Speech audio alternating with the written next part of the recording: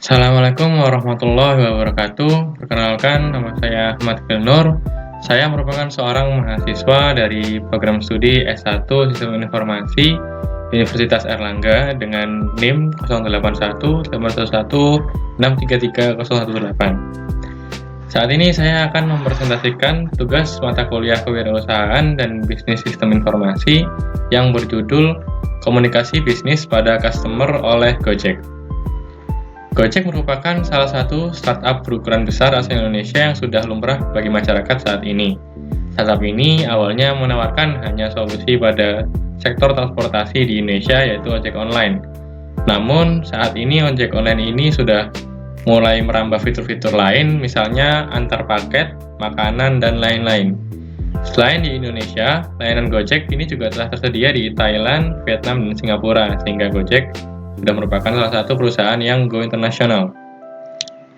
Saat ini, startup yang didirikan oleh Nadiem Makarim pada tahun 2011 ini sudah disebut sebagai startup dengan tingkat unicorn. Bahkan beberapa sumber menyebutkan bahwa Gojek sudah mencapai tingkat dekakorn. Unicorn dan dekakorn sendiri merupakan sebutan tingkatan bagi startup. Unicorn berarti nilai valuasinya mencapai kurang lebih 10,47 triliun rupiah, sedangkan dekakorn berarti nilai valuasi startupnya sudah mencapai 147 triliun rupiah. Komunikasi bisnis oleh Gojek. Kembali pada tahun-tahun ketika didirikannya Gojek, solusi yang ditawarkan oleh perusahaan ini masih terdengar asing bagi masyarakat. Hal ini disebabkan pada tahun 2011 atau beberapa tahun kemudian, kepercayaan dan kebiasaan masyarakat pada sesuatu yang berbau online masih rendah. Apalagi untuk sesuatu yang cukup riskan seperti mempercayai orang asing untuk mengantarkan kita. Dan saat itu juga ojek pangkalan sudah lumrah di masyarakat. Kemudian bagaimana Gojek dapat bertahan, bahkan berkembang dengan pesat sampai saat ini dan bisa diterima oleh masyarakat dengan baik? Komunikasi adalah kunci utamanya. Komunikasi bisnis yang akan dibahas adalah komunikasi Gojek dengan pelanggan dan calonnya, mengesampingkan komunikasi lain, misalnya dengan kompetitor seperti Grab, Uber, ojek pangkalan, atau dengan partner bisnis lainnya, tidak akan dibahas di presentasi ini.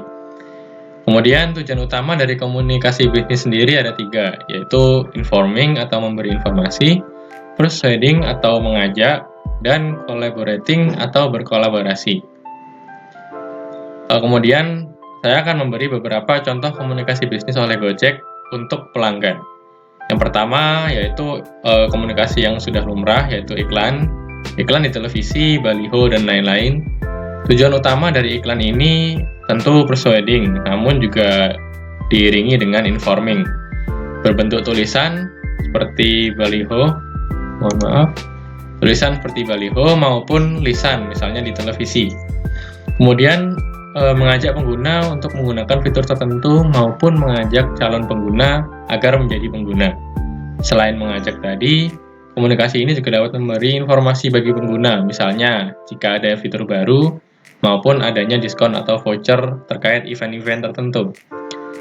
Kemudian iklan ini juga merupakan bentuk komunikasi tulisan yang sudah cukup lumrah digunakan sejak dulu. Masih digunakan karena mungkin cukup baik, karena jika sudah mampu menyewa televisi, baliho, dan lain-lain, maka orang-orang akan menganggap perusahaan tersebut sudah bonafit dan kepercayaan masyarakat akan meningkat. Ini contohnya, yang di kiri adalah baliho yang dipasang oleh Gojek, kemudian yang kanan merupakan iklan Gojek di televisi terkait Valentine.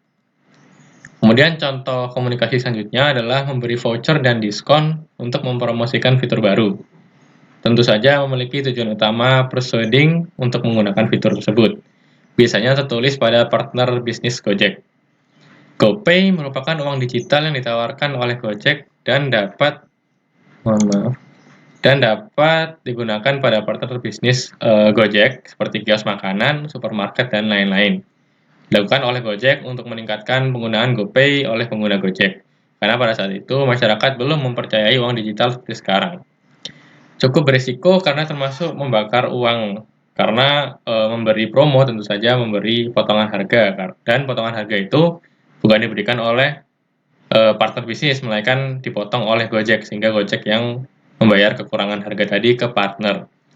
Cukup gambling, namun sekarang terbukti bahwa GoPay sudah lumrah digunakan, tidak hanya untuk aplikasi Gojek, namun kehidupan sehari-hari sebagai uang digital. Ini salah satu contohnya, GoPay ada di Alfamart, dan ada cashback, biasanya juga yang lumrah di promonya itu adalah cashback. Kemudian, komunikasi bisnis lainnya adalah bekerja sama dengan startup lain. Tujuan utama bekerja sama ini tentu saja persuading dan collaborating, berbentuk biasanya tulisan. Dengan bekerja sama dengan startup lain, misalnya Tokopedia, Shopee, dan lain-lain, misalnya dalam bentuk penyediaan uang digital atau GoPay, Gojek juga secara tidak langsung mempromosikan fiturnya pada pengguna startup partner tersebut. Metode ini sangat baik, namun tentu saja untuk meyakinkan partner yang besar seperti Tokopedia, Shopee, Gojek harus memberi kelebihan-kelebihannya yang bisa membangun kepercayaan. Keuntungannya tentu saja pengguna-pengguna Tokped dan Shopee tadi bisa ikut juga menggunakan Gojek, kemudian rekan bisnis yang kuat, jaringan yang baik, dan pengguna juga dapat menggunakan fitur GoPay tadi untuk keperluan-keperluannya di startup-startup lainnya. Ini salah satu contohnya, Gojek juga baru saja merge dengan Tokopedia, sehingga saat ini GoPay sudah bisa digunakan di Tokopedia. Kemudian komunikasi bisnis lainnya yang juga sering saya lihat dilakukan oleh Gojek, yaitu mengikuti perkembangan di masyarakat, termasuk menanggapi isu-isu pada masyarakat. Tujuan utamanya menurut saya lebih ke collaborating, namun juga sekaligus persuading. Bisa berbentuk tulisan maupun lisan. Gojek terkadang menanggapi isu-isu yang sedang heboh di masyarakat, terlepas mengenai Gojek itu sendiri maupun terkait permusuhan maupun tidak, misalnya pandemi COVID-19. Ketika ada isu mengenai permusuhan dengan ojek pangkalan, misalnya, Gojek menanggapinya dengan damai, sehingga masyarakat semakin percaya bahwa Gojek merupakan pihak yang baik. Kemudian untuk isu pandemi, Gojek juga secepatnya memberikan informasi bahwa driver mereka sudah diberi vaksin untuk mengurangi kekhawatiran pengguna dan tetap bertahan pada masa pandemi.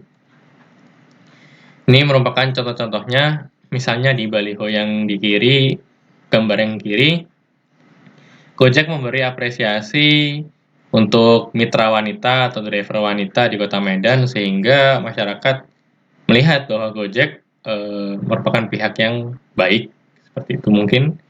Kemudian yang kanan merupakan gambar bahwa Gojek sudah memberi informasi bahwa driver mereka sudah banyak yang divaksin, sehingga tidak perlu khawatir untuk menggunakan aplikasi Gojek lagi. Mungkin sekian dulu presentasi dari saya, semoga bermanfaat. Terima kasih. Wassalamualaikum warahmatullahi wabarakatuh.